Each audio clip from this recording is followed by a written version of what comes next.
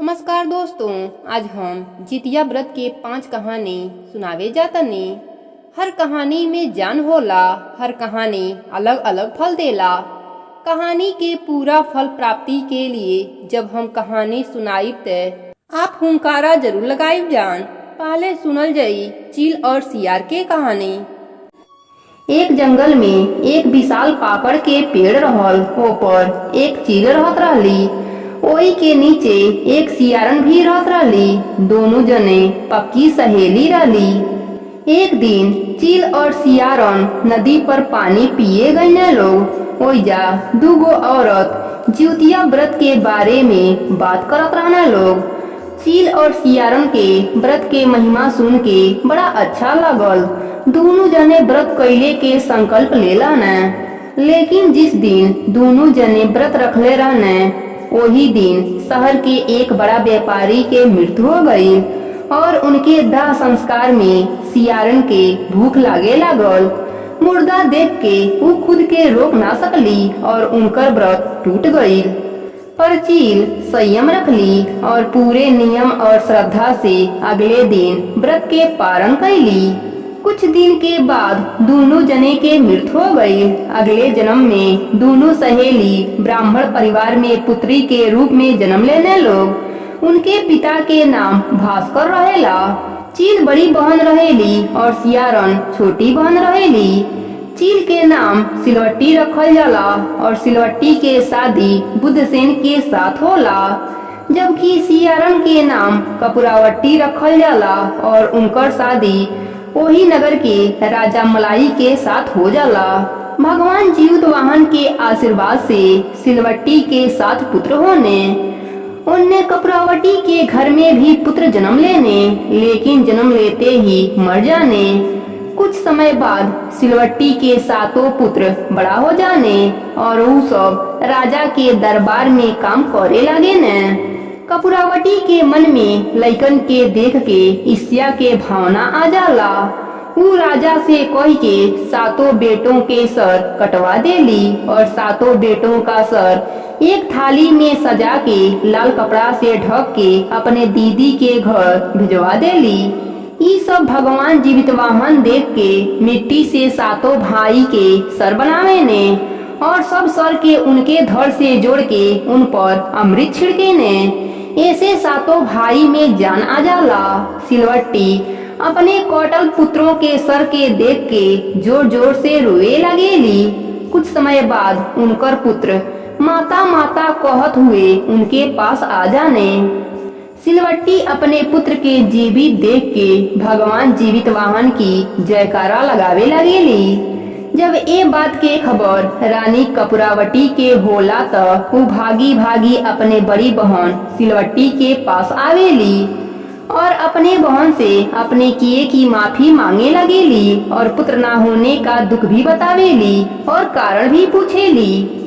तब सिलवट्टी उनके पिछले जन्म में जितिया व्रत के खंडित कैले के सब बात बतावेली और बतावेली कि हमार व्रत अच्छा से पूरा हो गई रहल।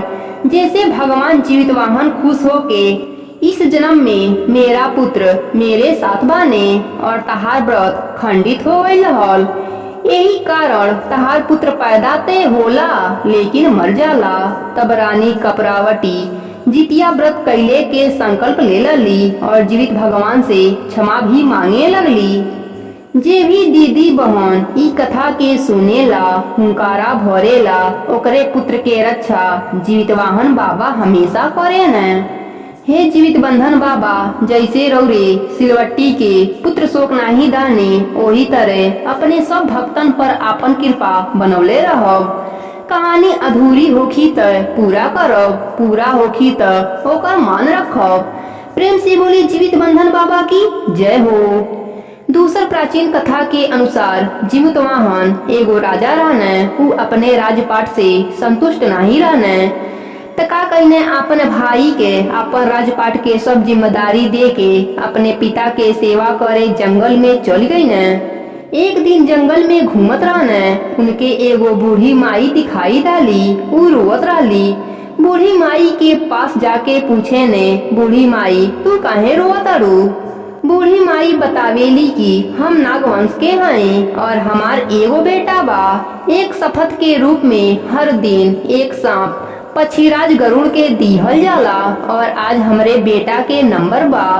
बुढ़िया माई के समस्या सुनले के बाद जीमूतवाहन बुढ़िया माई के आश्वासन दिहने कि उनके बेटा जीवित वापस आ जाई। जीवित वाहन खुद गरुड़ के चारा बनब ऐसन विचार कर एगो चट्टान पर लाल कपड़ा ओढ़ के सूत जाने। कुछ समय बाद गरुड़ आवे ने और अपने अंगुली में लाल कपड़ा से ढकल जीवित वाहन के पकड़ के चट्टान पर चढ़ जाने। लेकिन गरुड़ राज के बड़ी हैरानी होला कि जेके हम पकड़ले बानी उ कोनो प्रक्रिया काहे नहीं करता। तब उ लाल कपड़ा हटा के देखे ने ते ओइजा नाग के जगह जीमूत वाहन दिखाई देने। फिर जीमूत वाहन से उ उनके बारे में पूछे ने। तब जीमूत वाहन गरुड़ के सब बात बतावे ने। तब गरुड़ जीमूत वाहन के वीरता और परोपकार से प्रसन्न होके सांपों से कोई और बलिदान नहीं लेने का वादा करे ने और जीमूत वाहन के जीवन दान देने। साथ में कहे ने जे भी तहार ई कहानी सुनी उनके ऊपर कोनो संकट नहीं आई। प्रेम से बोली जीवित बंधन बाबा की जय हो। एगो गांव में एगो सेठ जी रहत रहना। सेठानी बड़ा ही धार्मिक प्रवृत्ति के रहली। समय अइले पर उनके दूगो पुत्र भइने। धीरे धीरे दोनों पुत्र बड़ा भइने। दोनों पुत्रों के शादी हो गई। घर में दूगो बहू आ गईली। सेठानी दोनों बहुअन के खूब जान मान करत रहली। धीरे धीरे समय बीतल और बड़ी बहू से एको बच्चा पैदा नहीं भइने। लेकिन छोटी बहू से एगो पुत्र की प्राप्ति भइल। छोटी बहू के जब पुत्र हो गई तो छोटी बहू के जान मान ओकर सास ससुर ज्यादा करे लगने। ई देख के बड़ी बहू जरे लगली। हर बात में अपने देवरानी के खरी खोटी सुनावेली। लेकिन छोटी देवरानी कुछ नहीं बोलेली। वो बड़ा अच्छा विचार वाली रहली। केहू से कुछ न कहेली और सबके एक समान सेवा सत्कार करेली। धीरे धीरे समय बीतेला और आश्विन का महीना आवेला। सास अपने छोटी बहू से कहेली, सुना छोटी बहू, ए साल जितिया के व्रत के उठावे बा। बहू अपने सास से पूछेली, माँ जी जितिया के व्रत कैले से काका होला। सास कहेली, बहू जितिया के व्रत कैले से बेटन के लंबी उम्र होला। जीवित वाहन बाबा के कृपा से बच्चा सुरक्षित और स्वस्थ रहेला। छोटी बहू कहेली, ठीक बा माँ जी, आप हमके सारा नियम बता देब, हम आपके साथ व्रत करब। फिर सास बड़ी बहू से कहेली, बड़की बहू तुहू व्रत उठा लो, भगवान के कृपा हुई तो तहरियो पुत्र के प्राप्ति हो जाई। बड़ी बहू कहेली, नहीं माँ जी, जब तक हमके भगवान पुत्र नहीं दी हैं तब तक हम व्रत नहीं करब। सास कहेली, ठीक बा बहू, तू व्रत न कर, लेकिन हमरे साथ घाट पे चल के मन्नत मांग लिह। बड़की बहू उहो करे से मना कर देली। धीरे धीरे जितिया के दिन भी आ गए। छोटी बहू अपने सास के साथ पूरे नियम से व्रत कैली। जब शाम भइल तो सब व्रती स्नान करे जाए लगने। सास बहू भी स्नान करे गईली। ओ गांव में एगो पोखरा रहल और पोखरा के कुछ दूर पर एगो नदी रहल। ऐसे सब लोग नदी घाट पर स्नान करे जात रहने और पोखरे के घाट पर अरियार बरियार के पेड़ रहल तो वहाँ आके अरियार बरियार के पेड़ हिलावत रहने और ओकर पूजा करत रहने और वही जा बैठ के कथा कहानी सुनत रहने। सास बहू भी नदी स्नान करे चल गई न लोग और इन्ने बड़की बहू बच्चा के अकेले घर में पाके ओके छोट छोट काट डाली और थैला में भर के पोखरा में ले जाकर फेंक डाली। घर आके चद्दर तान के सो गईली। उन्ने सास बहू जब नदी स्नान कलहने लोग तो पोखरा पर अरियार बरियावे हिलावे आईने। बहू पोखरा के सुंदरता देखे लगली। छोटकी बहू पोखरा में देखा तड़ी की पुरैना के पत्ता पर एगो बच्चा खेलता। उ अपने सास से कहतड़ी, माँ जी अब देखब एगो लइका बा पोखरा के बीच में। तबले घाट पर आइल और औरतें भी देखली, अरे पोखरा में बच्चा बा। ई बात हल्ला हो गई। गांव से कुछ लोग आईने और उ बच्चा के बाहर निकलने। सास बहू जब पास में जाके देखेली तो सास बहू आश्चर्य से कहेली, अरे ई ते हमार बाबू है। छोटी बहू कहेली, माँ जी बाबू कैसे पोखरा में आ गई ने, हम ते घरे दूध पिला के सुता के आई लानी है। सास भी कहेली, बाबू हमार कैसे आ गई ने पोखरा पर। तबले एगो गांव के बुजुर्ग महिला कहेली, लगता तारे बाबू के केहू पोखरा में जान के फेंक के आई है और व्रतराज के प्रभाव से तारे बाबू के कुछ नहीं भइल है। व्रतराज के महिमा देख के सब लोग जीवितवाहन बाबा के जयकारा लगावे लगल। छोटी बहू भी रो रो के कहेली, हे जीवित बंधन बाबा, हमरे लइका के हमेशा ऐसे ही रक्षा करब। फिर सास बहू सबके साथे मिल के जीवित बंधन बाबा के कहानी सुने न लोग। कहानी सुन के सास बहू घरे आवेली। सास अपने बहू के आवाज लगावेली, ओ बहू बहू। बड़की बहू ते पहले से ही नखड़ा बना के सुतल बाड़ी। कहेली, माँ जी हमार बड़ी तबीयत खराब बा, हमके चल नहीं जाता, ऐसे हम सुतल बानी। तले लइका रुदन करे लगेला। लइका के रुदन के आवाज सुन के बड़की बहू झट से आवेली और कहेली, बच्चा बच्चा, ये बच्चा कैसे मिल गए। ऐसन व्यवहार देख के सास ते समझ जाली कि जरूर बड़की बहू के करतूत रहल। सास गुस्से से कहेली, अच्छा तो तू हमरे नाती के पोखरा में फेंक के आई लालू। बड़की बहू डर के मारे सब सच कबूल कर लेली। उनकर बात सुन के घर के सब लोग उनके घर से निकल जाए के कहे ने। बड़की बहू लगेली रोवे, कहेली, नहीं माँ जी हमके घर से ना निकाली, हम कहाँ जाए, हमार कोनो ठिकाना नहीं बा, हम कहाँ जाए। सास कहेली, जा तू ओई पखरिया में कूद के मर जइह, अब ते हम तहार चेहरा देखा तनी ते पाप जैसन लागता, हमरे घर में से निकल जा। तहार लइके नहीं भइने ते तू ते डायन बन गईलू, 6 महीना के लइका के पोखरा में फेंकलू। छोटकी बहू कहेली, माँ जी बाबूजी भैया जी सब जने जीजी के माफ कर दी। जीवित बंधन बाबा के कृपा से अनहोनी नाई भइल, जीजी के माफ कर दी।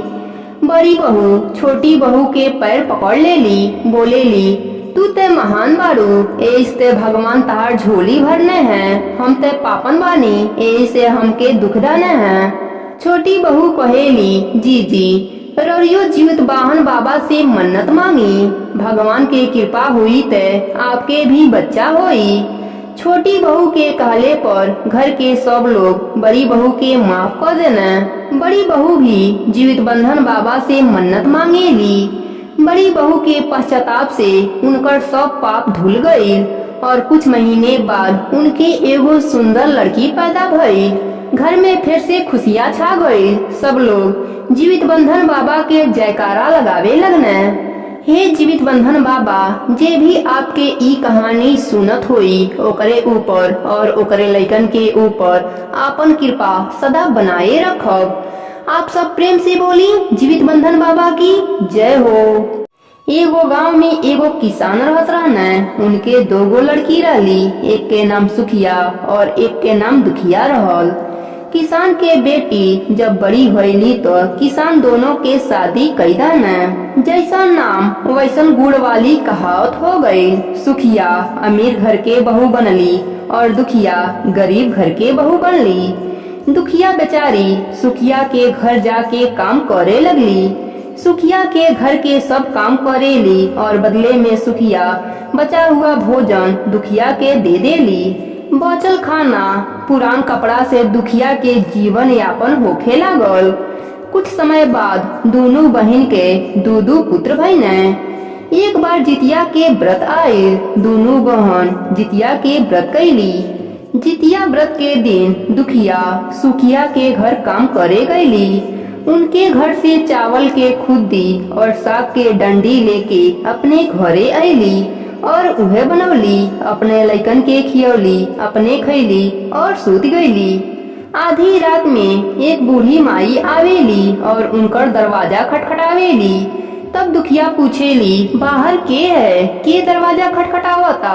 बुढ़िया माई बोलेली बेटा हम हई।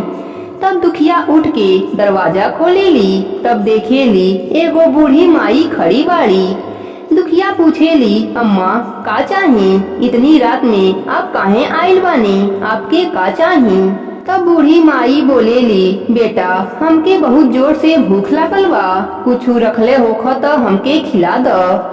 दुखिया कहेली माई हम तो बड़ी गरीब बानी, थोड़ा से खुद्दी के चावल और डंडी के साग रखले बानी, तू खइबू। बुढ़िया माई कहेली हाँ बेटा हम उहे खा ले। तब दुखिया कहेली ठीक बा माई, अंदर आके हाथ मुंह धो ल, हम लेके आवतनी। बुढ़िया माई खुद्दी के चावल और डंडी के साग बड़ी प्रेम से खाली और कहेली बेटा हमके दिखाई नहीं देला, हम अपने घर कैसे जाए। तब दुखिया कहेली कोनो बात नहीं माई, आज राते ही सूत रह, हम ताके बिस्तर लगा देतानी। बुढ़िया माई कहेली ठीक बा बेटा। फिर दोनों जने सूत जाने लोग। कुछ देर के बाद बुढ़िया माई कहेली बेटा हमार पेट खराब हो गई। तब दुखिया बोलेली माई इतनी रात में कहाँ जाइबू, आप ओइजा कोने में कॉल। तब बुढ़िया माई कहेली ठीक बा बेटा हम एइजा कॉले तनी। फिर बुढ़िया माई पूछेली बेटा छर करी कि भर भर करी। दुखिया नींद में रहेली, बोल देली माई भर भर कॉल, हम सुबह साफ कर देव। बुढ़िया माई कहेली ठीक बा बेटा। फिर थोड़ी देर के बाद बुढ़िया माई बोलेली बेटा हाथ कहाँ पोछी। तब दुखिया बोलेली माई हमरे सर पर पोछ ल, हम सुबेरे साफ कर देव। बुढ़िया माई दुखिया के सर पर आपन हाथ पोंछ लेली। जब सुबह होला ते दुखिया के यह सब सपना जैसे लागेला कि रात में सपना आयल होई। ऐसा सोच के ऊ नहाए नदी पर चली जाली। जब नदी के पानी में आपन बाल धोएली त उनके बाल से सोना झरेला। अब त यह सब देख के ओइजा आयल सब लोग चकित रह जाने। तब दुखिया के रात के बात याद आए।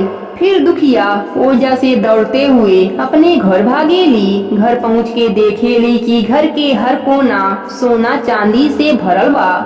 दुखिया ये सब देख के बहुत खुश होली और कहेली ये सब जीवितमान बाबा के कृपा है। भगवान जी माता के रूप में आके हमार घर अन्न धन से भर दाना। अब तक दुखिया के दुख के दिन फिर गए, वो अमीर हो गईली। दुखिया अपने बेटा से बोलेली जा सुखिया मौसी से तराजू मांग ला, देखल जाई कितना किलो सोना और कितना किलो चांदी बा। बेटा दौड़ल जाला सुखिया के घर और बोलेला मौसी माई तराजू मंगला है। सुखिया कहेली तहार अम्मा काना पी है। तब लड़का बोलेला हमरे घर में बहुत सोना और चांदी बा, माँ उहे ना पी। सुखिया हंसेली और कहेली खाए खातिर अन्य नहीं बा और सोना ना पुआ जान। तब बच्चा बोलेला नाई मौसी हम सच कहतनी, हमरे घर में सोना चांदी के ढेर बा। सुखिया सोचेली कुछ ना कुछ तो दुखिया नापी, ऐसे तराजू के पीछे थोड़ा सा लट्ठा लगा देली कि कुछ भी दुखिया नापी तो इसमें सट जाई तो हमके पता चल जाई। लट्ठा लगाकर तराजू दे देली। बच्चा तराजू लेकर घर आवेला। दुखिया सोना चांदी नापे ले। जब बच्चा लौटावे जाला तराजू तब सुखिया उलट पुलट कर देखेली तो ओमे एगो सिक्का सटल रहेला। सुखिया के चिंता होखे लागेला कि सचमुच दुखिया के घर में सोना भर गइल बा। तभी ते उ काम पर नहीं आइलस। ई सोचकर सुखिया दुखिया के घरे जाली कि का बात है, इतना सोना कहाँ से आए। तब दुखिया आपन सब बात बतावेली कि तारे घर से खुद्दी के चावल और डंठल के साग लाई लानी है, ओई के बनौले रहनी है। रात में एगो बुढ़िया माई ऐली है, उ खाना मंगली है ते उहे खाना दे दानी है। सुते खरतिन बिस्तर लगा दानी है। रात में उनकर पेट खराब हो गई है ते बोलली है छर करी कि भर भर करी। हम बोल दानी भर भर कली माई।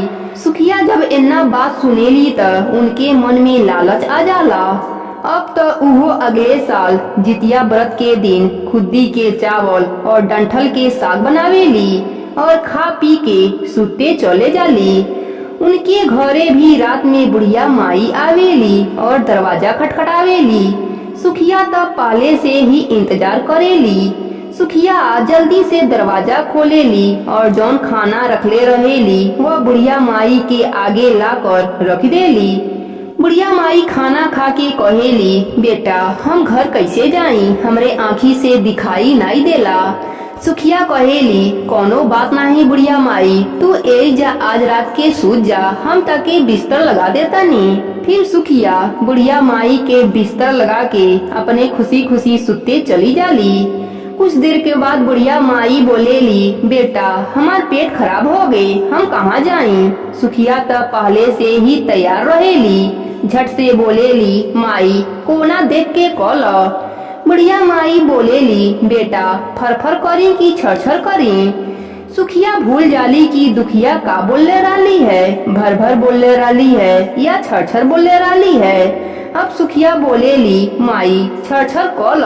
कुछ देर के बाद फिर बुढ़िया माई बोलेली, बेटा हाथ कहाँ पोछी। सुखिया बोलेली, माई हमरे माथा में पोछ लो। तब बुढ़िया माई कहेली, ठीक बा, और ऊ पूछ लेली। जब सुबह होला ते सुखिया खुशी खुशी उठेली कि हमार घर सोना चांदी से भर गई होई। लेकिन ऊ देखेली कि पूरा घर में गंदगी फैल गई बा, यहाँ तक के उनके बाल भी गंदगी से भर गई बा। ये सब देख के सुखिया के बहुत गुस्सा आवेला और अपने बहन के बुलवावेली। उनके बहन आवेली तब सुखिया कहेली, तू हमसे झूठ बोललू, आपन घर ते सोना चांदी से भर लालू और हमार घर गंदगी से भरवा डालू।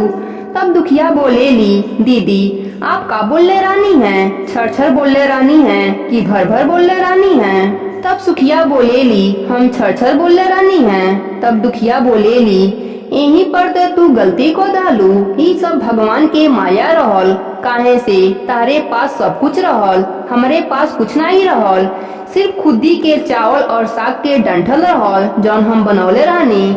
लेकिन तारे पास सब कुछ रहल और ताके पता भी रहल कि तारे घरे भगवान आवे वाला बाने, ताके ते अच्छा अच्छा खाना बना के रखे चाहे, पर तू लालच में आके खुद्दी के चावल खियौलू और डंठल के साग खियौलू।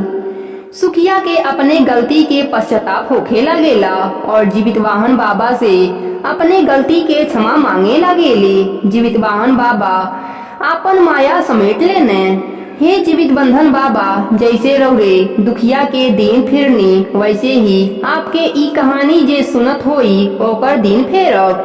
प्रेम से बोलिए जीवित बंधन बाबा की जय हो। अब सुनल जाई पांचवी कहानी। बहुत पुरान बात है। एक गांव में एक बूढ़ी माई रहत रही। उनकर एगो सहारा उनकर पुत्र रहने।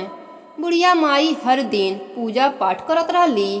एक दिन उनकर बेटा जंगल से लकड़ी लावे गई न, लेकिन बेटा घरे नहीं आईने, काहे से जंगल में एगो अजगर बुढ़िया माई के बेटा के निगल गई न। शाम तक बेटा के घर ना आइले पर बुढ़िया माई परेशान हो गईली। बुढ़िया माई घर के बाहर बैठ के अपने बेटा के इंतजार करेली और रोएली। यही तरह कई दिन बीत जाला, उनकर बेटा घर नहीं आवेला।